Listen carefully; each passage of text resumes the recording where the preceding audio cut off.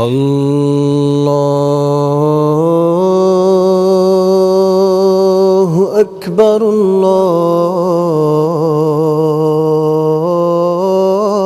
اللہ اکبر اللہ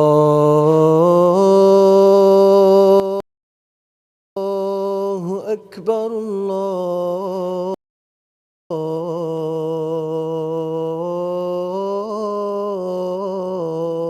اکبر اشہد ان لا الہ الا اللہ اشہد ان لا الہ الا اللہ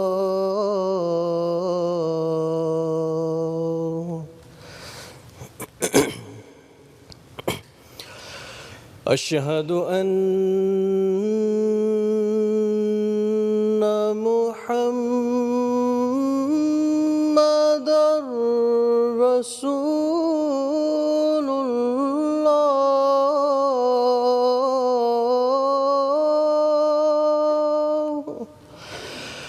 اشہد ان محمد رسول اللہ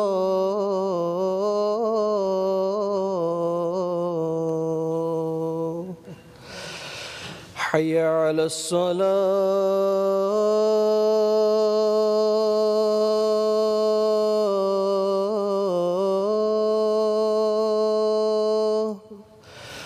حی علی الصلاة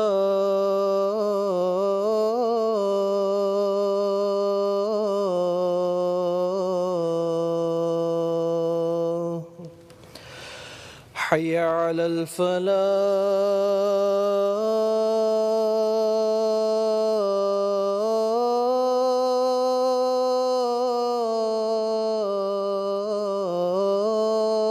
الفلاح حی علی الفلاح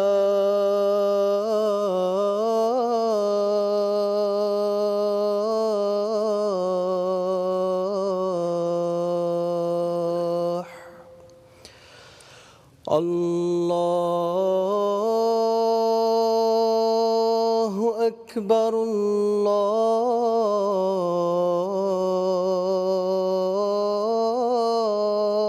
اللہ اکبر لا الہ الا اللہ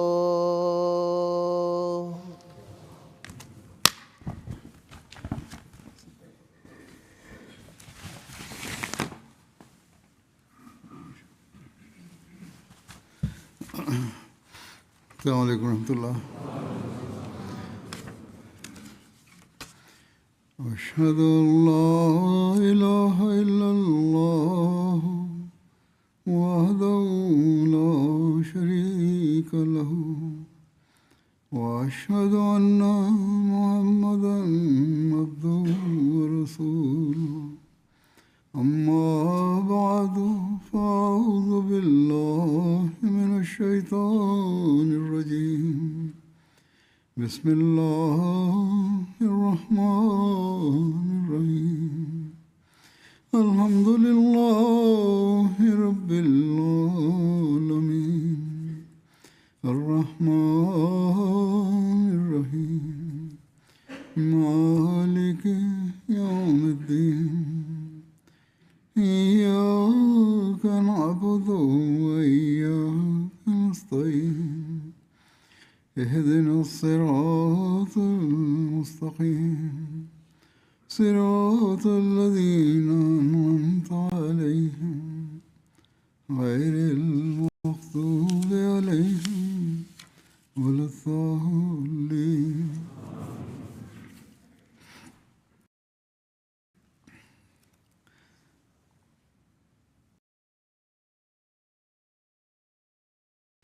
حضرت صلی اللہ علیہ وسلم کی جود و سخا کے حوالے سے کچھ وقت روایات پیش کروں گا. ایک روایت میں آتا ہے، حضرت ابو سعید خدری سے روایت ہے کہ انصار میں سے کچھ لوگوں نے رسول اللہ صلی اللہ علیہ وسلم سے مانگا، آپ نے انہیں دیا. پھر انہوں نے آپ سے مانگا اور آپ نے انہیں دیا. پھر انہوں نے آپ سے مانگا اور آپ نے انہیں دیا، یہاں تک کہ آپ کے پاس جو تھا وہ ختم ہو گیا. آپ نے فرمایا، جو مال بھی میرے پاس ہوگا میں اس کو تم سے ہرگز چھپا نہیں رکھوں گا، اور جو سوال سے بچے گا تو اللہ تعالیٰ بھی اسے بچائے گا. نصیحت بھی فرماتی سوال کرنے کی. اور جو دنیا کے مال سے بے نیاز ہونا چاہے گا اللہ تعالیٰ بھی اسے بے نیاز کر دے گا. اور جو اپنے نفس پر زور ڈال کر صبر کرے گا اللہ تعالیٰ بھی اس کو صبر دے گا. اور صبر سے بڑھ کر وسیع اور بہتر کسی کو بھی کوئی نعمت نہیں دی گئی. بعض مشکلات میں، تکلیفوں میں، ضرورتوں میں صبر کرنا بھی ضروری ہوتا ہے. اللہ تعالیٰ اس کا انعام دیتا ہے. حضرت ابن عمر رضی اللہ عنہما بیان کرتے ہیں، نبی صلی اللہ علیہ وسلم کے ساتھ ہم ایک سفر میں تھے اور میں ایک منہ جوان اونٹ پر سوار تھا جو میرے والد حضرت عمر کا تھا، اور وہ مجھے بے بس کرتا اور لوگوں سے آگے بڑھ جاتا. حضرت عمر اسے ڈانٹتے، یعنی اس اونٹ پہ سختی کرتے، روکتے، اس کو آواز دیتے اور پیچھے کر دیتے، مارتے ہوں گے یا کچھ ڈراتے ہوں گے. بہرحال جو بھی طریقہ ہوتا ہے اونٹوں کو چلانے کا اس کے مطابق انہوں نے اس کو کہتے اور وہ اونٹ پیچھے ہو جاتا. پھر وہ لوگوں کی سواریوں سے آگے بڑھ جاتا اور اس کو حضرت عمر ڈانٹتے اور پیچھے کر دیتے، اس احترام میں کہ نبی اکرم صلی اللہ علیہ وسلم سے آگے کوئی سواری یا سوار بڑھنے نہ پائے. حضرت عمر کوئی برداشت نہیں تھا کہ کوئی سواری حضرت صلی اللہ علیہ وسلم کی سواری سے آگے جائے. تو نبی صلی اللہ علیہ وسلم نے حضرت عمر سے فرمایا یہ دیکھ کے کہ یہ اونٹ مجھے قیمتاً دے دیں. انہوں نے کہا، یا رسول اللہ یہ آپ کا ہی ہے. رسول اللہ صلی اللہ علیہ وسلم نے فرمایا، مجھے یہ فروخت کر دو. چنانچہ انہوں نے رسول اللہ صلی اللہ علیہ وسلم کے ہاتھوں بیچ دیا. پھر نبی صلی اللہ علیہ وسلم نے فرمایا، عبداللہ بن عمر یہ اونٹ اب تمہارا ہے، اس سے جو چاہو کرو. تحفہ دینے کا بھی ایک عجیب انداز ہے. یہ بھی آپ نے ثابت ان کو کر دیا، ان پہ واضح کر دیا کہ اونٹ تو جانور ہے، اگر وہ اس طرح بڑھ جاتا ہے تو کوئی حرج نہیں. اب یہ اونٹ تو میری طرف سے تحفہ دیا گیا ہے، اور اگر یہ سواریوں میں آگے بڑھ بھی جائے تو یہی کہا جائے گا کہ حضرت صلی اللہ علیہ وسلم کا تحفہ دیا ہوا اونٹ تھا جو آگے بڑھ گیا. حضرت جابر بن عبداللہ بیان کرتے ہیں کہ نبی صلی اللہ علیہ وسلم کے ساتھ میں ایک غزوے میں تھا. میرے اونٹ کی رفتار سست ہو گئی اور وہ تھک گیا تو میں نبی صلی اللہ علیہ وسلم کے پاس، تو اس وقت نبی صلی اللہ علیہ وسلم میرے پاس آئے اور فرمایا، جابر. میں نے عرض کیا، جی ہاں. فرمایا، تمہارا کیا حال ہے؟ میں نے کہا، اونٹ چلنے میں سست ہو گیا اور تھک گیا، اس لیے میں پیچھے رہ گیا ہوں. تب آپ سواری سے اتر کر اس کو اپنی کھونٹی سے کھینچنے لگے اونٹ کو. پھر فرمایا، سوار ہو جاؤ. تو میں سوار ہوا. میں نے دیکھا کہ وہ اتنا تیز ہو گیا کہ رسول اللہ صلی اللہ علیہ وسلم بھی آگے بڑھنے لگا، جس پر مجھے اسے روکنا پڑا. پھر حضرت صلی اللہ علیہ وسلم نے مجھ سے دریافت فرمایا، کیا تم نے نکاح کر لیا ہے؟ میں نے عرض کیا، جی ہاں. اس بعد میں آپ نے فرمایا، دیکھو تم اپنے گھر پہنچنے والے ہی ہو، جب پہنچو تو عقل مندی سے احتیاط سے کام لینا، گھر میں اس میں سلوک ہونا چاہیے۔ پھر آپ نے فرمایا کیا تم اپنا یہ اونٹ مجھے بیچو گے؟ میں نے کہا جی ہاں۔ تو آپ نے وہ مجھ سے ایک اوقیہ چاندی پر خرید لیا۔ پھر رسول اللہ صلی اللہ علیہ وسلم مجھ سے پہلے مدینہ پہنچے اور میں اگلی صبح کو پہنچا۔ ہم مسجد میں آئے تو میں نے آپ کو مسجد کے دروازے پر پایا۔ آپ نے فرمایا اب پہنچے ہو؟ میں نے کہا جی ہاں۔ فرمایا اپنا اونٹ چھوڑ دو اور مسجد میں جا کر 2 رکعت نماز پڑھو۔ چنانچہ میں اندر گیا اور نماز پڑھی۔ حضرت بلال سے آپ نے فرمایا اسے ایک اوقیہ تول کر چاندی دے دو۔ حضرت بلال نے تول کر مجھے دے دی اور تول میں ترازو کو جھکایا، یعنی تھوڑا سا زیادہ دیا اس سے۔ پھر میں پیٹھ موڑ کر چلا گیا۔ آپ نے فرمایا جابر کو میرے پاس آنے کے لیے بلاؤ۔ میں نے دل میں کہا اب آپ میرا اونٹ مجھے واپس کر دیں گے، اور مجھے اس واپسی سے بڑھ کر اور کوئی بات ناپسند نہیں کہ ہم نے خریدا ہے اس کو واپس کر دیں مجھے۔ فرمایا اپنا اونٹ لے لو اور اس کی قیمت بھی تمہاری ہے۔ ایک اور روایت میں یہ بھی ہے کہ حضرت جابر بیان کرتے ہیں کہ اس کے بعد میں ایک یہودی کے پاس سے گزرا، اور جب میں نے یہ سارا واقعہ اس کو بتایا تو وہ انتہائی متعجب ہو کر کہنے لگا کیا انہوں نے قیمت بھی واپس کر دی اور اونٹ بھی تمہیں دے دیا؟ میں نے کہا ہاں اسی طرح ہے۔ وہ کہتے ہیں کہ حضرت صلی اللہ علیہ وسلم کی طرف سے دیے گئے اس تحفے میں اتنی برکت پڑی کہ اونٹ عہد نبوی اور حضرت ابوبکر کے عہد اور حضرت عمر کے زمانے تک زندہ رہا۔ آپ کے نمونے، آپ کی تربیت اور آپ کی قوت قدسی کا اثر تھا جو سب صحابہ پہ تھا۔ حضرت خدیجہ رضی اللہ عنہا پہ بھی یہ اثر تھا، اور اسی وجہ سے آپ نے بغیر کسی تنگی کے خوف سے اپنا مال آپ کے سپرد کر دیا۔ چنانچہ بیان کیا جاتا ہے کہ رسول اللہ صلی اللہ علیہ وسلم حضرت خدیجہ کے پاس تشریف لائے اور آپ کچھ متفکر تھے۔ حضرت خدیجہ نے آپ سے پوچھا کہ کیا ہوا؟ آپ نے فرمایا کہ زمانہ قحط کا ہے، مجھے تم سے شرم آتی ہے کہ اگر میں نے مال خرچ کیا تو تمہارا مال ختم ہو جائے گا، اور اگر میں خرچ نہ کروں تو میں اللہ سے ڈرتا ہوں۔ حضرت خدیجہ نے قریش کو بلایا اور ان میں حضرت ابوبکر صدیق بھی تھے۔ حضرت ابوبکر بیان کرتے ہیں کہ حضرت خدیجہ نے دینار نکالے اور ان کا ڈھیر لگا دیا، یہاں تک کہ مال کی کثرت کی وجہ سے میں یہ نہیں دیکھ پا رہا تھا کہ میرے سامنے کون بیٹھا ہے۔ پھر حضرت خدیجہ نے کہا تم گوارا ہو، یہ سارا مال حضرت صلی اللہ علیہ وسلم کا ہے، اگر وہ چاہیں تو اسے خرچ کر دیں اور اگر چاہیں تو اسے اپنے پاس رکھ لیں۔ انہوں نے دے دیا آپ کی فکر دور کرنے کے لیے کہ ٹھیک ہے آپ خرچ کریں۔ حضرت عمر بن خطاب سے روایت ہے کہ ایک شخص رسول اللہ صلی اللہ علیہ وسلم کی خدمت میں حاضر ہوا اور آپ سے کچھ مانگا۔ نبی کریم صلی اللہ علیہ وسلم نے فرمایا میرے پاس اس وقت کچھ نہیں ہے، تم میرے نام سے ضرورت کی چیزیں خرید لو، جب میرے پاس کچھ آئے گا تو میں اسے ادا کر دوں گا۔ اس پر حضرت عمر نے عرض کی کہ یا رسول اللہ آپ اسے پہلے دے چکے ہیں، اور جو آپ کی استطاعت میں نہیں اس کا اللہ تعالیٰ نے آپ کو ذمہ دار نہیں ٹھہرایا۔ نبی صلی اللہ علیہ وسلم نے حضرت عمر کی بات ناپسند فرمائی تو انصار میں سے ایک شخص نے کہا یا رسول اللہ آپ صلی اللہ علیہ وسلم آپ خرچ کریں اور خدائے ذو العرش کی طرف سے فقر سے نہ ڈریں۔ انصاری کی اس بات پر رسول اللہ صلی اللہ علیہ وسلم نے تبسم فرمایا اور خوشی آپ کے چہرے سے ظاہر ہونے لگی۔ پھر فرمایا اسی کا مجھے حکم دیا گیا۔ حضرت ابو ہریرہ کہتے تھے کہ اہل صفہ مسلمانوں کو مہمان ہوتے، نہ گھر بار تھا کہ وہاں جا کر آرام کرتے، اور نہ کوئی ایسا تھا کہ جس کے پاس جا کر وہ رہتے۔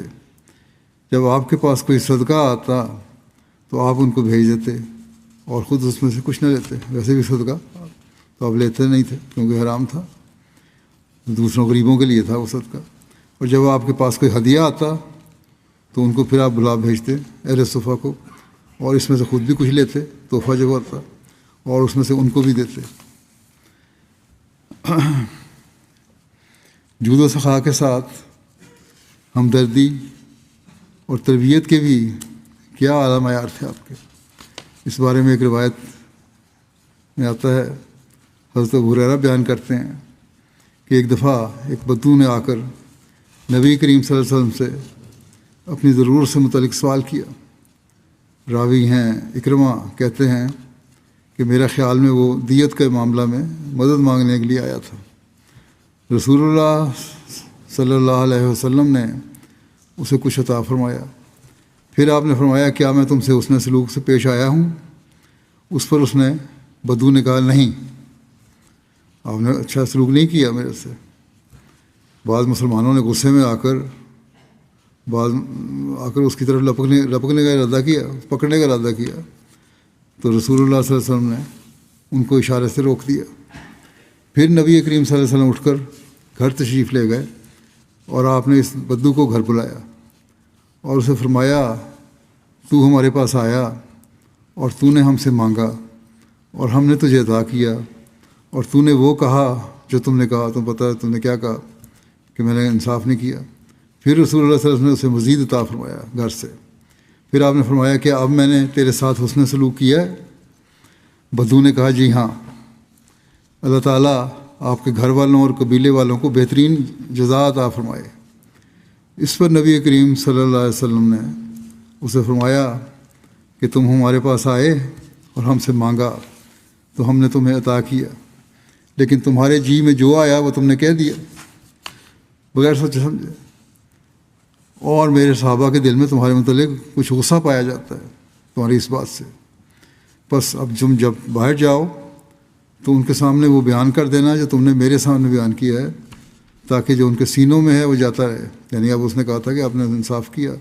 آپ نے، راوی کہتے ہیں کہ جب وہ بدو آیا تو رسول اللہ صلی اللہ علیہ وسلم نے فرمایا کہ تمہارا یہ ساتھی ہمارے پاس آیا اور ہم سے اس نے مانگا تو ہم نے اسے عطا کیا، اور جو اس کے جی میں آیا وہ اس نے کہہ دیا۔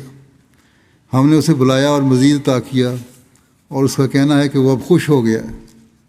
کیا ایسا ہی ہے؟ اس بدو نے جواب دیا کہ جی ہاں، اور اللہ آپ کو گھر اور قبیلے والوں کی طرف سے جزائے خیر عطا فرمائے۔ حضرت ابو ہریرہ بیان کرتے ہیں کہ اس پر نبی کریم صلی اللہ علیہ وسلم نے فرمایا میری اور اس بدو کی مثال اس شخص کی طرح ہے جس کی اونٹنی ہو اور وہ بدک کر بھاگ جائے اور لوگ اس کے پیچھے دوڑیں جس سے وہ اونٹنی مزید بدک جائے۔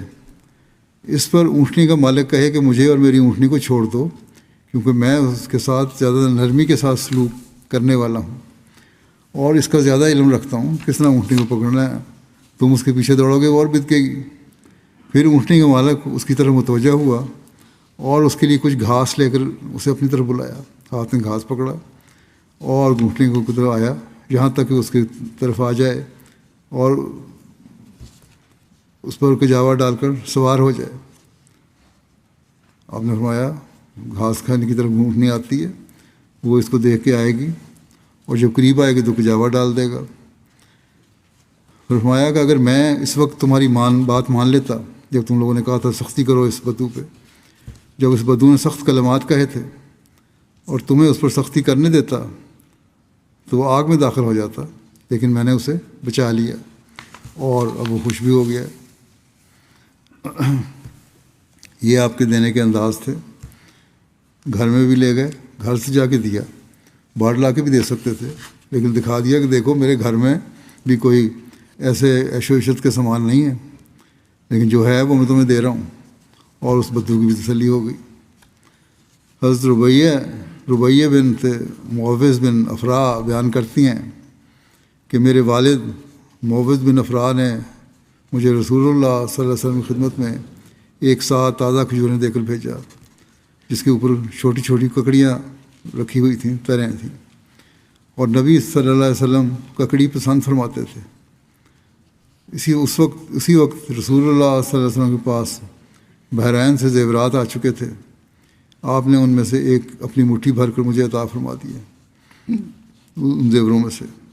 دوسری روایت میں ہے کہ رسول اللہ صلی اللہ علیہ وسلم نے مجھے میری ہتھیلی بھر زیور یا سونا عطا فرمایا اور پھر فرمایا کہ اسے پہن لو۔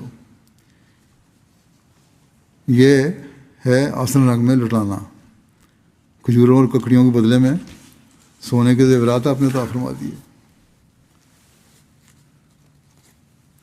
حضرت ابو ہریرہ سے روایت ہے کہ رسول اللہ صلی اللہ علیہ وسلم کے پاس جب کسی ایسے شخص کا جنازہ آتا جس پر قرضہ ہوتا تو آپ پوچھتے آیا اس نے اپنا قرضہ چکانے کے لیے کچھ مال چھوڑا ہے؟ اگر لوگ کہتے ہاں تو آپ اس پر نماز جنازہ پڑھتے، ورنہ مسلمانوں سے کہتے تم اپنے ساتھی کی نماز جنازہ پڑھ لو۔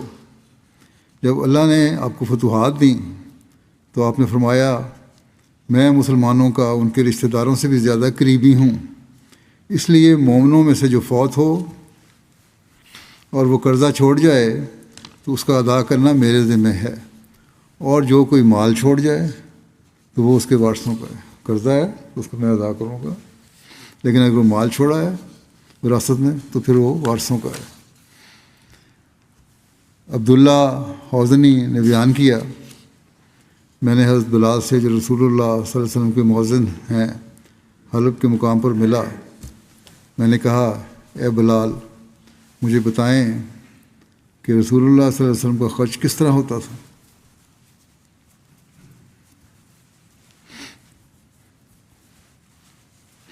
انہوں نے کہا کہ آپ کے پاس کچھ نہیں ہوتا تھا، میں ہی آپ کی طرف سے انتظام کرتا تھا۔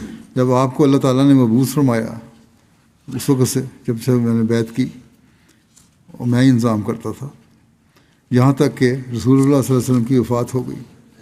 جب آپ کے پاس کوئی مسلمان آتا اور آپ دیکھتے کہ اس کے پاس لباس نہیں ہے تو آپ مجھے حکم دیتے، میں جاتا اور قرض لے کر اس کے لیے چادر خریدتا اور اسے پہناتا اور اسے کھانا کھلاتا، یہاں تک کہ مشرکین میں سے ایک آدمی مجھے ملا اور اس نے کہا کہ اے بلال میرے پاس مال کی فراخی ہے، تم صرف مجھ سے قرض لیا کرو۔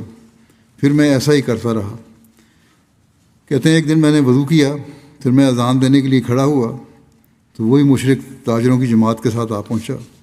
جب اس نے مجھے دیکھا تو کہنے لگا اے حبشی، میں نے کہا جی۔ اس نے میری طرف کراہت سے دیکھا اور مجھے سخت الفاظ سے مخاطب کیا۔ مجھے کہنے لگا کیا تم جانتے ہو کہ تمہارے درمیان اور مہینے کے درمیان کتنے دن باقی ہیں؟ یعنی جو معاہدہ کیا تھا قرض لینے کا، بتایا تھا کہ فلاں تاریخ تک ادا کر دوں گا یا ایک مہینے میں ادا کر دوں گا، تو اس نے کہا کہ تم پتہ ہے کتنے دن باقی رہ گئے ہیں؟ حضرت بلال کہتے ہیں کہ میں نے کہا کہ وہ قریب دن آ گئے ہیں، مجھے پتہ ہے۔ تو اس نے کہا تیرے اور اس کے درمیان صرف 4 دن باقی ہیں۔ یہ قرضہ ادا کرنے کا جو دن شرط مقرر ہوئی ہے اس میں صرف 4 دن باقی ہیں، اور جو تمہارے ذمہ ہے اس کی وجہ سے میں تمہیں پکڑوں گا اور تمہیں دوبارہ اس حالت میں لوٹا دوں گا کہ تو بھیڑ بکریاں چرائے گا جیسا کہ تو اس سے پہلے تھا۔ تو کہتے ہیں کہ میرے دل میں وہ حالت پیدا ہوئی جو لوگوں کے دل میں ہوتی ہے۔ حضرت بلال کہتے ہیں بڑی رکت کی حالت پیدا ہو گئی، یہاں تک کہ میں نے عشاء کی نماز پڑھی۔ رسول اللہ صلی اللہ علیہ وسلم اپنے گھر والوں کے پاس واپس تشریف لائے۔ میں نے آپ کے پاس آنے کے لیے اجازت چاہی، آپ نے مجھے اجازت دی۔ رات کو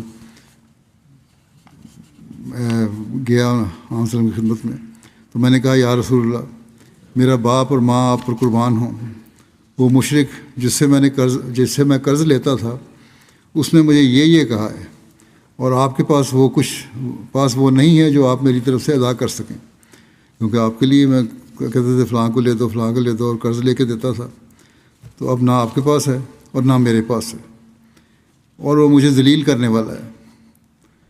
مجھے اجازت دیجیے کہ میں ان قبائل میں سے کسی قبیلے کی طرف جو مسلمان ہو گئے ہیں چلا جاؤں، یہاں تک کہ اللہ تعالیٰ اپنے رسول صلی اللہ علیہ وسلم کو وہ عطا فرما دے جو میری طرف سے ادا ہو جائے۔ کہتے ہیں میں نکلا یہاں تک کہ میں اپنے گھر پہنچا، وہاں سے آپ وسلم سے اجازت لے کے میں گھر آیا، اپنی تلوار اور اپنی تھیلی اور اپنی جوتی اور اپنی ڈھال اپنے سر کے پاس رکھی کہ صبح اٹھتے ہی جب پہلی صبح پھوٹتی تو میں یہاں سے روانہ ہو جاؤں گا، یہ میں نے ارادہ کیا۔ کہتے ہیں کہ صبح ایک آدمی دوڑتا ہوا مجھے بلا رہا تھا کہ اے بلال، رسول اللہ صلی اللہ علیہ وسلم کی خدمت میں حاضر ہو جاؤ۔ کہ میں کہتے ہیں میں چلا، اور بجائے سفر کرنے کے میں یہاں سے خدمت میں جب آپ نے بلایا تو ان کی خدمت میں حاضر ہوا تو دیکھا کہ 4 اونٹنیاں سامان سے لدی ہوئی تھیں۔ میں نے اجازت چاہی جانے کی، کیا کہ یا رسول اللہ میں اب سفر پہ جا رہا ہوں۔ تو رسول اللہ صلی اللہ علیہ وسلم نے مجھے فرمایا خوش ہو جاؤ، اللہ تعالیٰ نے تمہاری ادائیگی کا سامان کر دیا۔ پھر فرمایا کیا تم نے 4 بٹھائی ہوئی اونٹنیاں نہیں دیکھی؟ میں نے کہا کیوں نہیں دیکھی؟ آپ نے فرمایا ان کی گردنیں اور جو کچھ ان پر ہے وہ تمہارے لیے ہے، یعنی وہ اونٹنیاں بھی تمہاری ہیں اور ان پہ جو مال ہے وہ بھی تمہارا ہے۔ ان پر کپڑے ہیں اور غلہ ہے جو فد کے رئیس نے مجھے تحفتاً بھیجی ہے، ان کو لے لو اور اپنا قرضہ ادا کرو۔ حضرت بلال کہتے ہیں کہ میں نے ایسا ہی کیا۔ پھر میں مسجد کی طرف گیا تو رسول اللہ صلی اللہ علیہ وسلم مسجد میں تشریف فرما تھے۔ میں نے آپ کو سلام کیا۔ آپ نے فرمایا جو معاملہ تمہیں درپیش تھا اس کا کیا بنا؟ میں نے کہا ہر چیز جس کی ادائیگی رسول اللہ صلی اللہ علیہ وسلم کے ذمہ تھی اللہ تعالیٰ نے اس کی ادائیگی کر دی اور کوئی ادائیگی باقی نہیں رہی۔ آپ نے پوچھا کیا کچھ باقی بچا ہے؟ میں نے کہا جی ہاں۔ آپ نے فرمایا دیکھو تم مجھے اس مال سے راحت دلاؤ، اور یعنی کہ جو بچا ہے اسے بھی راحت دلاؤ، اور اس کو غریبوں پر خرچ کر دو، کیونکہ میں اپنے گھر والوں کے پاس نہیں جاؤں گا جب تک کہ تم اس کو دے کر مجھے راحت نہ پہنچاؤ۔ جب رسول اللہ صلی اللہ علیہ وسلم نے عشاء پڑھی مجھے بلایا اور فرمایا اس کا کیا کیا جو تمہیں درپیش تھا، یعنی جو باقی مال بچ گیا تھا تقسیم کے لیے کہا تھا، کیا ہوا اس کا؟ حضرت بلال کہتے ہیں میں نے عرض کیا کہ کوئی ہمارے پاس آیا ہی نہیں لینے کے لیے، وہ میرے پاس اسی طرح پڑا ہے۔ رسول اللہ صلی اللہ علیہ وسلم نے رات مسجد میں گزاری۔ آپ نے کہا اچھا پھر میں بھی گھر نہیں جاؤں گا، مسجد میں رہوں گا۔ اگلے دن آپ نے جب عشاء کی نماز پڑھی آپ نے مجھے بلایا اور فرمایا جو تمہیں درپیش ہے اس کا کیا بنا؟ وہ کہتے ہیں میں نے عرض کیا یا اللہ کے رسول، اللہ نے آپ کو اس کی طرف سے راحت پہنچا دی ہے، آپ نے اللہ کی بڑائی اور اس کی حمد بیان کی، یعنی وہ مال تقسیم ہو گیا ہے، اس ڈر سے کہ آپ بڑائی آپ نے اللہ تعالیٰ کی بڑائی اور اس کی حمد کی، اس ڈر سے کہ آپ کی وفات آ جائے اور وہ مال آپ کے پاس ہو۔ حضرت بلال کہتے ہیں کہ پھر میں آپ کے پیچھے پیچھے گیا یہاں تک کہ آپ اپنی ازواج مطہرات کے پاس گئے اور ہر ایک کو سلام کیا۔ پھر آپ اس جگہ آ گئے جہاں آپ نے رات گزارنی تھی۔ حضرت سنبلہ بیان کرتی ہیں کہ میں نبی کریم صلی اللہ علیہ وسلم کی خدمت میں ایک ہدیہ لے کر حاضر ہوئی تو نبی صلی اللہ علیہ وسلم کی ازواج مطہرات نے اسے لینے سے انکار کر دیا اور کہا ہم ہدیہ قبول نہیں کرتے۔ پھر رسول اللہ صلی اللہ علیہ وسلم تشریف لائے اور فرمایا سنبلہ کا ہدیہ قبول کرو کیونکہ وہ ہمارے دیہات والوں میں سے ہے اور ہم اس کے شہر والوں میں سے ہیں۔ پھر آپ صلی اللہ علیہ وسلم نے ان کا ہدیہ قبول فرمایا اور انہیں فلاں فلاں وادی عطا فرمائی، یعنی وہ ہدیہ بھی لیا اور پھر اس کے تحفے کے طور پر ایک پوری علاقہ ایک تھا وہ دے دیا ہے۔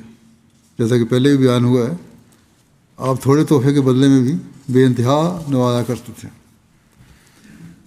حضرت ابن عمر بیان کرتے ہیں کہ نبی صلی اللہ علیہ وسلم نے حضرت زبیر کو جہاں تک ان کا گھوڑا پہنچ سکے زمین بطور جاگیر دینے کا حکم فرمایا کہ ٹھیک ہے اپنے گھوڑے کو دوڑاؤ اور جہاں پہنچ کے وہ رک جائے وہ سارا علاقہ تمہارا ہے۔ بڑا وسیع علاقہ بعد میں آ گیا تھا فتوحات کے بعد۔ پھر انہوں نے اپنا گھوڑا دوڑایا یہاں تک کہ وہ کھڑا ہو گیا، ایک جگہ آ کے رک گیا۔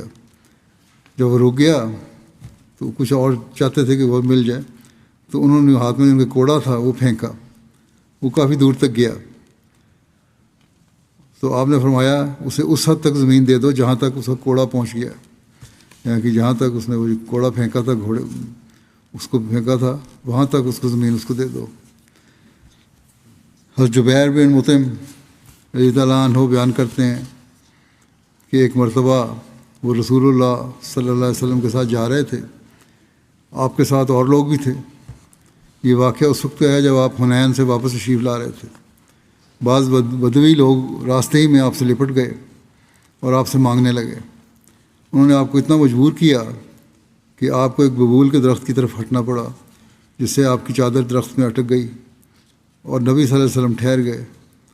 اور آپ بعض روایتوں میں یہ بھی ہے کہ جب اٹک گئی تو انہوں نے کھینچنی شروع کی چادر، تو آپ کے گلے گردن پر نشان بھی پڑ گئے۔ آپ نے فرمایا میری چادر دے دو، اور اگر میرے پاس ان کانٹے دار درختوں کی تعداد میں مال مویشی ہوتے تو میں یقیناً ان کو تمہارے درمیان بانٹ دیتا، اور تم مجھے کبھی بخیل نہ پاتے اور نہ جھوٹا اور نہ بزدل۔ اس واقعے کو بیان کرتے ہوئے مسلم موعود نے لکھا ہے کہ فتح مکہ اور غزوہ حنین سے فارغ ہونے کے بعد وہ اموال جو مغلوب دشمنوں کے جرمانوں اور میدان جنگ میں چھوڑی ہوئی چیزوں سے جمع ہوئے تھے، حسب دستور رسول اللہ صلی اللہ علیہ وسلم کو اسلامی لشکر میں تقسیم کرنے تھے، لیکن اس موقع پر آپ نے بجائے ان اموال کو مسلمانوں میں تقسیم کرنے کے مکہ اور ارد گرد کے لوگوں میں تقسیم کر دیا۔ ان لوگوں کے اندر ابھی ایمان تو پیدا نہیں ہوا تھا، بہت سے تو ابھی کافر ہی تھے، اور جو مسلمان تھے وہ بھی نئے نئے مسلمان ہوئے تھے۔ یہ ان کے لیے بالکل نئی چیز تھی کہ ایک قوم اپنا مال دوسرے لوگوں میں تو بانٹ رہی ہے۔ اس مال کی تقسیم سے بجائے اس کے کہ دل میں ان کے نیکی پیدا ہو اور تقوی پیدا ہو، حرص اور بھی بڑھ گئی ان کی۔ انہوں نے رسول اللہ صلی اللہ علیہ وسلم کے گرد جمگٹھا ڈال دیا اور مزید مطالبات کے ساتھ آپ کو تنگ کرنا شروع کیا، یہاں تک کہ دھکیلتے دھکیلتے وہ آپ کو ایک درخت تک لے گئے، اور ایک شخص نے تو آپ کی چادر جو آپ کے کندھے پر رکھی ہوئی تھی پکڑ کر اس طرح مروڑنی شروع کی کہ آپ کو سانس رکنے لگا۔ آپ نے فرمایا اے لوگو، اگر میرے پاس کچھ اور ہوتا تو میں وہ بھی تمہیں دے دیتا، تم مجھے کبھی بخیل یا بزدل نہیں پاؤ گے۔ پھر آپ اپنی اونٹنی کے پاس گئے اور اس کا ایک بال توڑا اور اسے اونچا کیا اور فرمایا اے لوگو، مجھے تمہارے مالوں میں سے اس بال کے برابر بھی ضرورت نہیں، سوائے اس 5ویں حصے کے جو عرب کے قانون کے مطابق حکومت کا حصہ ہے، اور وہ 5واں حصہ بھی میں اپنی ذات پر خرچ نہیں کرتا، بلکہ وہ بھی تمہیں لوگوں کے کاموں پر خرچ کیا جاتا ہے۔ اور یاد رکھو کہ خیانت کرنے والا انسان قیامت کے دن خدا کے حضور اس خیانت کی وجہ سے ذلیل ہوگا۔ لوگ کہتے ہیں کہ محمد رسول اللہ، اپنے آگے لکھا ہے تبصرہ کرتے ہوئے اپنا اس واقعہ بیان کر کے، کہ لوگ کہتے ہیں کہ محمد رسول اللہ صلی اللہ علیہ وسلم بادشاہت کے خواہشمند تھے۔ کیا بادشاہوں اور عوام کا ایسا ہی تعلق ہوا کرتا ہے؟ کیا کسی کی طاقت ہوتی ہے کہ بادشاہ کو اس طرح دھکیلتا ہوا لے جائے اور اس کے گلے میں پٹکا ڈال کر اس کو گھونٹنے لگے؟ اللہ کے رسولوں کے سوا یہ نمونہ کون دکھا سکتا ہے؟ آپ صلی اللہ علیہ وسلم کو غزوہ تبوک میں ایک خوبصورت گھوڑا حاصل ہوا جس کی آواز آپ صلی اللہ علیہ وسلم کو بہت اچھی لگتی تھی۔ پھر آپ سے ایک انصاری نے کہا کہ میرے ماں باپ آپ پر قربان ہوں، آپ یہ گھوڑا مجھے عطا کر دیں۔ آپ صلی اللہ علیہ وسلم نے فرمایا یہ تمہارا ہوا۔ حضرت عائشہ رضی اللہ عنہا بیان کرتی ہیں کہ رسول اللہ صلی اللہ علیہ وسلم نے اپنی اس بیماری میں جس میں آپ کی وفات ہوئی فرمایا اے عائشہ، سونے کا کیا بنا؟ وہ سونے کے 5 یا 7 یا 8 9 سکے آپ کی خدمت میں لے کر آئیں، گھر میں موجود تھے۔ آپ نے ان کو اپنے ہاتھ میں الٹتے ہوئے فرمایا محمد صلی اللہ علیہ وسلم کا اللہ تعالیٰ کے بارے میں کیا گمان ہوگا کہ وہ اللہ سے ملے اور یہ سونا اس کے پاس ہو؟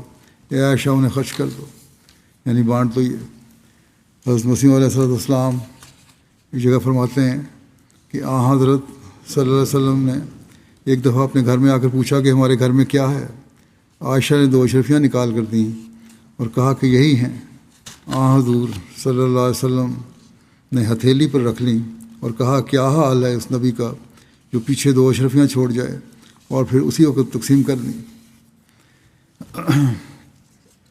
حنین کے مال غنیمت کی تفصیل بیان ہوا ہے کہ 6000 غلام اور لونڈیاں ملی وہاں مال غنیمت میں۔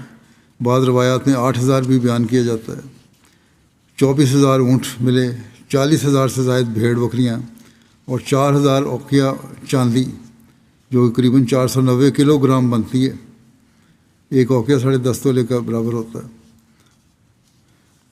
آپ صلی اللہ علیہ وسلم نے فرمایا مال غنیمت تقسیم کرنے کی ابتدا آپ صلی اللہ علیہ وسلم نے مال غنیمت تقسیم کرنے کی ابتدا کی تو آغاز تالیف قلبی سے کیا۔ یہ عرب کے بڑے لوگ تھے اور اپنے اپنے قبیلوں میں شرف و بزرگی کا مقام رکھتے تھے۔ آپ نے ان کو مانوس کرنے کے لیے عطایا دیے۔ آپ نے ان میں سے کسی کو 100 اونٹ دیے، کسی کو 50 اونٹ دیے۔ چاندی اور غلام اس کے علاوہ تھے۔ ابو سفیان بن حرب کو 1 اونٹ دیے، 100 اونٹ دیے۔ ابو سفیان جب رسول اکرم صلی اللہ علیہ وسلم کی خدمت میں حاضر ہوئے تو آپ صلی اللہ علیہ وسلم کے سامنے چاندی کا ڈھیر لگا ہوا دیکھ کر کہنے لگے، یا رسول اللہ، آپ تو قریش میں سب سے زیادہ مالدار ہو گئے ہیں۔ تو آپ مسکرا دیے اور ابو سفیان کو 40 اوقیہ چاندی اور 100 اونٹ دیے۔ ابو سفیان نے کہا، میرے بیٹے یزید کو بھی عطا فرمائیں۔ آپ نے ان کے لیے بھی 40 اوقیہ چاندی اور 100 اونٹ دیے جانے کا ارشاد فرمایا۔ یہ یزید ابو سفیان کا بیٹا تھا، جس کو جو بدنام زمانہ یزید جس کے متعلق کہا جاتا ہے، وہ بیٹا نہیں، وہ ابو سفیان کا پوتا تھا، یعنی حضرت معاویہ کا بیٹا تھا وہ۔ بہرحال ابو سفیان کہنے لگے، یا رسول اللہ، میرے دوسرے بیٹے معاویہ کو بھی کچھ دیں۔ آپ نے ان کے لیے بھی 40 اوقیہ چاندی اور 100 اونٹ دینے کا ارشاد فرمایا۔ اس پر ابو سفیان کہنے لگے، میرے ماں باپ آپ پر قربان، آپ کریم ہیں، میں نے آپ سے جنگیں کی ہیں اور آپ کیا ہی اچھے جنگجو ہیں۔ پھر میں نے آپ سے صلح کی اور آپ کیا ہی اچھے صلح کرنے والے ہیں، اللہ آپ کو جزائے خیر دے۔ آپ صلی اللہ علیہ وسلم کی بخشش و عطا سے فیض یاب ہونے والوں میں سے مکے کا ایک سردار صفوان بن امیہ بھی تھا۔ یہ وہی صفوان تھا جس سے آپ صلی اللہ علیہ وسلم نے غزوہ حنین کے لیے زرہیں اور ہتھیار مستعار لیے تھے، اور یہ مشرک ہونے کی حالت میں ہی غزوہ حنین میں بھی شامل ہوا تھا۔ لیکن اسی جنگ میں ہی اس کے دل کی کایا پلٹنے لگی، اور جب مال غنیمت کی تقسیم کا وقت آیا تو آپ نے اس کو 100 اونٹ عطا فرمائے، اور صحیح مسلم کی روایت کے مطابق 300 اونٹ عطا فرمائے۔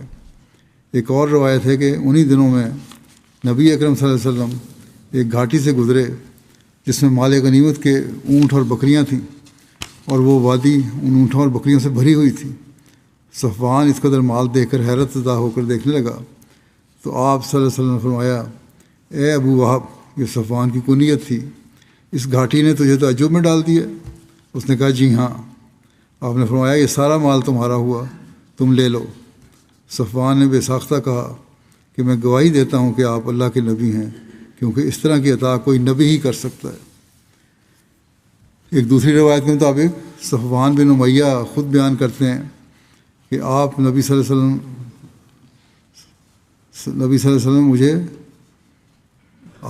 وسلم مجھے حنین کے مال غنیمت دیتے رہے، جس کا نتیجہ یہ ہوا کہ پہلے آپ مجھے ساری مخلوق سے زیادہ ناپسندیدہ شخصیت تھے، پھر آپ مجھے ساری مخلوق سے زیادہ محبوب ہو گئے۔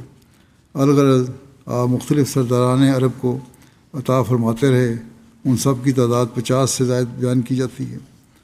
حضرت اقدس مسیح علیہ الصلوۃ والسلام بیان فرماتے ہیں، آپ کے پاس ایک موقع پر بہت سی بھیڑ بکریاں تھیں۔ ایک کافر نے کہا کہ آپ کے پاس اس قدر بھیڑ بکری جمع ہے کہ کیسر و کسریٰ کے پاس بھی اس قدر نہیں۔ آپ نے سب کی سب اس کو بخش دی۔ وہ اسی وقت ایمان لے آیا کہ نبی کے سوا اور کوئی اس قسم کی عظیم الشان سخاوت نہیں کر سکتا۔ بہرحال اس کے بعد حضرت صلی اللہ علیہ وسلم نے حضرت زید بن ثابت کو باقی لوگوں کے بلانے کا ارشاد فرمایا، جو باقی مال بچ گیا تھا، اور انہوں نے مال غنیمت تقسیم فرمایا، اور ہر ایک کے حصے میں 4 اونٹ یا 40 بکریاں آئیں، اور یوں آپ نے وہ مال غنیمت جو ابھی تک کا سب سے زیادہ مال تھا سارے کا سارا لوگوں میں تقسیم فرما دیا۔ حضرت صلی اللہ علیہ وسلم کی سیرت کا یہ پہلو قابل غور ہے کہ مخالفین آپ اور آپ کی جنگوں کے متعلق یہ الزام لگاتے ہیں کہ مسلمان غریب اور مال و دولت سے محروم تھے، اس لیے جنگیں شروع کی گئیں۔ اگر اس بات میں تھوڑی سی بھی حقیقت ہوتی تو جنگ حنین کے مال غنیمت کی تقسیم کچھ اور طریقے سے ہوتی، لیکن یہاں تو ہم دیکھتے ہیں کہ مال غنیمت کا ایک بھاری حصہ جو ہے تالیف قلب کے لیے غیروں کو دیا گیا، قریش کے امراء کو دیا گیا، بلکہ بعض روایات کے مطابق تو سارے کا سارا مال دوسرے لوگوں میں تقسیم کر دیا گیا۔ گو اس میں کچھ اور مسالے بھی ہوں گی، مصلحتیں ہوں گی، لیکن یہ تو دنیا نے دیکھ لیا کہ آپ نے اپنے لیے کچھ بھی نہ رکھا، بلکہ اپنے جانثار اور وفادار ساتھیوں یعنی انصار مدینہ کو بھی اس مال غنیمت میں سے کچھ نہ دیا، یہ بہت کم دیا۔ غزوہ حنین کے دن ایک عورت آئی تو اس نے چند اشعار پڑھے جن میں اس نے قبیلہ حوازن میں آپ کی رضاعت کے دنوں کا ذکر کیا۔ بس آپ نے حوازن والوں سے لیا ہوا مال واپس کر دیا اور ان لوگوں کو بہت زیادہ عطا فرمایا، یہاں تک کہ جو کچھ آپ نے انہیں دیا اس کی مالیت لگائی گئی تو وہ 5 لاکھ درہم کے برابر تھی۔ ابن دہیہ کہتے ہیں یہ سخاوت کی انتہا ہے، ایسی سخاوت کے بارے میں کبھی سنا نہیں گیا۔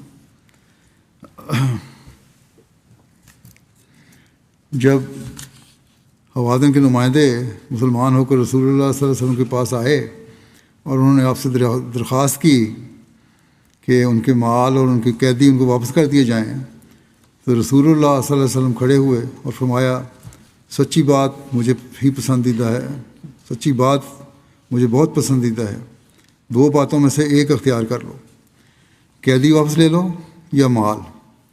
اور میں نے تو جیرانہ میں ان کا انتظار کیا تھا، اور فی الواقعہ رسول اللہ صلی اللہ علیہ وسلم جب طائف سے لوٹے تو 10 سے کچھ زائد رہتے ہیں ان کا انتظار کرتے رہے کہ وہ آئیں اور اپنے مال اور قیدیوں کا مطالبہ کریں۔ جب انہیں اچھی طرح معلوم ہو گیا کہ رسول اللہ صلی اللہ علیہ وسلم انہیں واپس دینے کے نہیں مگر 2 میں سے ایک شاید دیں گے، تو انہوں نے کہا پھر ہم اپنے قیدی لے لیں گے۔ پھر رسول اللہ صلی اللہ علیہ وسلم مسلمانوں میں کھڑے ہوئے اور اللہ کی تعریف کی جو اس کے شایان ہے۔ پھر آپ نے فرمایا تمہارے یہ بھائی ہمارے پاس توبہ کر کے آئے ہیں اور میں نے مناسب سمجھا کہ ان کے قیدی انہیں واپس کر دوں، بس جو شخص تم میں سے خوشی سے واپس کرنا چاہے تو واپس کر دے، اور جو تم میں سے یہ چاہے کہ وہ اپنے حصے پر ہی قائم رہے تو وہ بھی واپس کر دے، ہم اس کو اس کا حصہ غنیمت سے جو اللہ نے ہمیں دے گا دے دیں گے بعد میں۔ لوگوں نے کہا رسول اللہ صلی اللہ علیہ وسلم کی خاطر ہم نے اپنی خوشی سے یہ قیدی یوں ہی دے دیے، ہمیں کوئی اس کی ضرورت نہیں۔ رسول اللہ صلی اللہ علیہ وسلم نے فرمایا ہمیں پتہ نہیں کہ تم میں سے کس نے اس کی اجازت دی ہے اور کس نے نہیں دی، تم لوٹ جاؤ اور تمہارے سردار تمہارا فیصلہ ہمارے سامنے پیش کریں۔ اس پر لوگ چلے گئے اور ان کے یہاں بڑی احتیاط کی آپ نے کہ اپنے سرداروں کو بھیجو، ان کے ذریعے بتاؤ کہ تم واقعی واپس کر رہے ہو قیدی، اور ان کے سربراہوں نے ان سے گفتگو کی۔ پھر وہ رسول اللہ صلی اللہ علیہ وسلم کے پاس لوٹ کر آئے اور انہوں نے آپ کو بتایا کہ سب لوگوں نے خوشی سے مانا ہے اور اجازت دی ہے کہ قیدی واپس کر دیے جائیں، اور یوں رسول اللہ صلی اللہ علیہ وسلم نے بغیر کسی معاوضے کے حوازن کے قیدی آزاد کیے۔ انہیں صرف آزاد ہی نہیں کیا بلکہ انہیں نئے کپڑے بھی عطا کیے۔ کپڑوں کی خریداری کے لیے آپ صلی اللہ علیہ وسلم نے ایک صحابی کو باقاعدہ مکے بھیجا۔ آپ نے تاکیداً فرمایا فلا یخرج الحر منہم الا کاسیہ، ان میں سے کوئی بھی آزاد ہونے والا بغیر لباس کے نہ جائے۔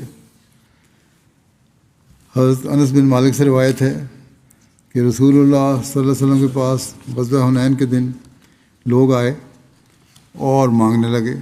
آپ نے انہیں اپنی بکری، بھیڑ اور اونٹوں میں سے مال دیا یہاں تک کہ کچھ باقی نہ رہا۔ پھر رسول اللہ صلی اللہ علیہ وسلم نے فرمایا تم کیا چاہتے ہو؟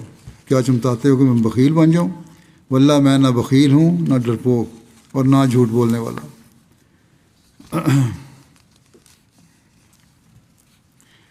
اس پہلو سے ہم یہ بھی دیکھتے ہیں کہ آپ صلی اللہ علیہ وسلم کا جود و سخا بھی بے محال نہیں ہوا کرتا تھا۔ اس میں کوئی شک نہیں کہ آپ مانگنے والوں کو دیا کرتے تھے اور کبھی انکار نہیں فرماتے تھے، لیکن کبھی کبھی آپ صلی اللہ علیہ وسلم نے مانگنے والوں کو حکیمانہ انداز میں روکا بھی ہے، اور اس میں کئی مسالے کار فرما ہوا کرتے تھے۔ مثلا ایک مرتبہ آپ صلی اللہ علیہ وسلم اموال تقسیم فرما رہے تھے اور لوگوں کو دیے جا رہے تھے، اور ایک شخص کو نظر انداز فرما رہے تھے اور اس کو کچھ نہیں دیا۔ حضرت سعد بن وقاص بیان کرتے ہیں کہ وہ شخص مجھے ان دوسرے لوگوں سے زیادہ پسند تھا اور میں چاہتا تھا کہ اس کو ملے بجائے دوسروں کے، تو میں نے کہا یا رسول اللہ آپ نے فلاں کو کیوں چھوڑ دیا؟ باخدا میں تو اسے مومن سمجھتا ہوں۔ آپ صلی اللہ علیہ وسلم نے فرمایا یا مسلم۔ حضرت سعد کہتے ہیں کہ میں اس پر تھوڑی دیر خاموش رہا، پھر جو کچھ میں نے اس کے متعلق جانتا تھا اس نے پھر مجھے مجبور کیا اور میں نے اپنی بات دہرائی، اور عرض کیا آپ نے فلاں کو چھوڑ دیا ہے، بخدا میں تو اسے مومن ہی سمجھتا ہوں۔ آپ نے فرمایا یا مسلم۔ پھر جو کچھ میں اس کے متعلق جانتا تھا اس نے مجھے مجبور کیا اور میں نے اپنی بات دہرائی، اور رسول اللہ صلی اللہ علیہ وسلم نے وہی جواب دیا۔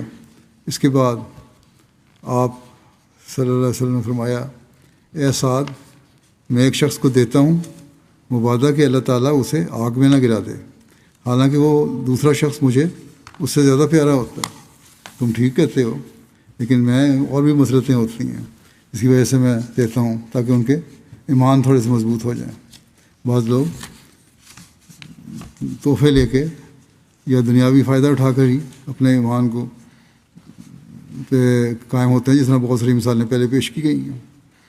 حضرت زین العابدین سید ولی اللہ شاہ صاحب اس کی شرح میں لکھتے ہیں کہ مومنن اور مسلمان، امام بخاری اس میں جو حدیث لائے ہیں اس سے انہوں نے ایمان اور اسلام کے درمیان اصل فرق کو واضح کیا ہے، یعنی ایمان باطنی کیفیت کا نام ہے جبکہ اسلام کا تعلق ظاہر سے ہے۔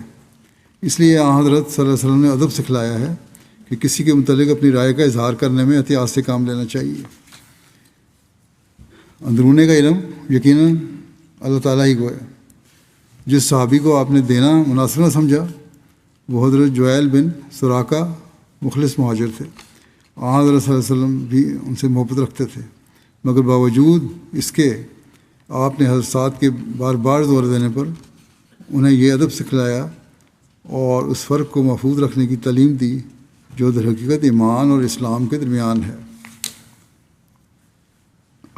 اس واقعے سے معلوم ہوتا ہے کہ حضرت صلی اللہ علیہ وسلم نے کمزور لوگوں کو بھی خیال رکھنے کی تعلیم دی ہے، تا ایسا نہ ہو کہ وہ اپنی کمزوری کی وجہ سے ٹھوکر کھائیں۔ ایک کمزور پودا جس نگرانی کا محتاج ہوتا ہے، بڑا درخت اس قدر محتاج نہیں ہوتا۔ حضرت صلی اللہ علیہ وسلم نے لوگوں کے ایمان کو ٹھوکر سے بچانے کے لیے ذرا ذرا سی بات کا خیال رکھا۔ اس عمر میں بعض نادان لوگ بہت غلط رویہ اختیار کرتے ہیں، نہ صرف یہ کہ ایک ٹھوکر کھانے والے انسان کو ہر ایسے عمر سے بچائے رکھیں جو ٹھوکر کا موجب ہوتا ہے، وہ خود اس کی ٹھوکر کا باعث بن جاتے ہیں، اور بجائے مشفقانہ رویہ اختیار کرنے کے ان کمزوروں کے ایمان پر علی اعلان حملہ کرتے ہیں۔ یہ بعض لوگوں کی عادت ہوتی ہے، اور اس طرح ان کو اور دھکا دے دیتے ہیں، کمزور ایمان اور زیادہ پیچھے ہٹ جاتا ہے۔ بس یہ چیز ہمیں یاد رکھنی چاہیے۔ حضرت صلی اللہ علیہ وسلم اس عمر میں اس قدر احتیاط سے کام لیتے کہ دوسرے کے سامنے کسی کے ایمان کی خاص طور پر تعریف کرنے سے بھی منع فرماتے تھے، نہ صرف اس لیے کہ بعض وقت منہ پر تعریف کرنا اس شخص کے لیے نقصان کا موجب ہوتا ہے جس کی تعریف کی جاتی ہے، بلکہ ایک قسم کے مقابلے سے بعض وقت گویا دوسرے کے ایمان اور رویے پر بھی حملہ ہوتا ہے۔ آپ نے اس ایک واقعے میں 4 سبق سکھلائے ہیں۔ شاہ صاحب لکھتے ہیں کہ 4 سبق یہ ہیں کہ اسلام و ایمان میں فرق، کہ اسلام میں لانے میں اور ایمان لانے میں کیا فرق ہے۔ ایک ظاہری چیز ہے، ایک دل کا معاملہ ہے۔ نمبر 2 یہ ہے کہ الفاظ کا برمحل استعمال کرنا، کہ کس طرح موقع پر کون سا لفظ استعمال کرنا ہے۔ پھر تیسری چیز یہ ہے کہ مؤلفۃ القلوب کا خیال رکھنا، یعنی تالیف قلب کی طرف کے حساب سے دیکھنا کس سے کس کو کیا فائدہ ہوتا ہے، کسی کی بے سوچے سمجھے۔ پھر چوتھی بات یہ کسی کی بے سوچے سمجھے ایسے طور سے تعریف نہ کرنا کہ دوسروں کے ایمان یا رویے پر حملہ ہو۔ حضرت صلی اللہ علیہ وسلم کی زندگی کا ایک ایک واقعہ حکمت و اصلاح کا خزانہ ہے۔ حضرت اقدس مسیح موعود علیہ السلام فرماتے ہیں کہ حضرت صلی اللہ علیہ وسلم کے اخلاق فاضلہ کا بیان کرتے ہوئے آپ نے فرمایا کہ ان میں کمال درجے کا اعتدال پایا جاتا تھا، اور ہر خلق اپنے اپنے محل اور موقع پر ظاہر ہوتا تھا، اور ان اخلاق فاضلہ میں آپ صلی اللہ علیہ وسلم کی سخاوت بھی فی محلے ہی تھی، موقع محل کے حساب سے تھی، اور اظہار بھی فی محلے ہی تھا، اور کرم بھی فی محلے ہی تھا۔ آپ کی جد و سخا بے شمار واقعات ہیں، انہی میں ہمیں آپ کے خلق کے دوسرے پہلو بھی نظر آتے ہیں۔ بہرحال جس طرح آپ کی تعلیم متوازن ہے، آپ کا ہر عمل بھی اس کے مطابق متوازن تھا۔ اللہ تعالیٰ ہمیں بھی آپ کی سیرت کے ہر پہلو پر غور کرنے اور عمل کرنے کی توفیق عطا فرمائے۔ آپ کے اصولوں پر عمل کرنے کی کوشش کرتے ہوئے اپنی زندگیوں کو اللہ تعالیٰ کی رضا کے مطابق ہم چلانے والے ہوں۔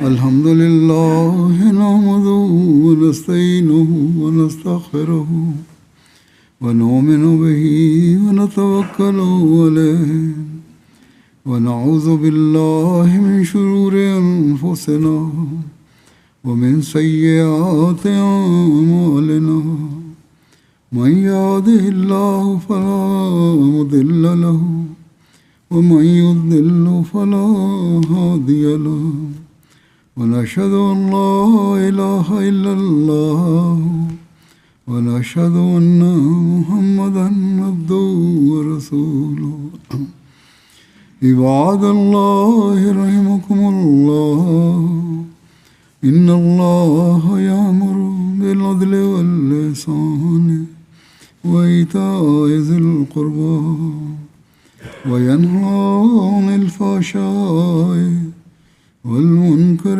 والبغي يعظكم لعلكم تذكرون اذكروا الله يذكركم وادعوه يستجب لكم ولذكر الله أكبر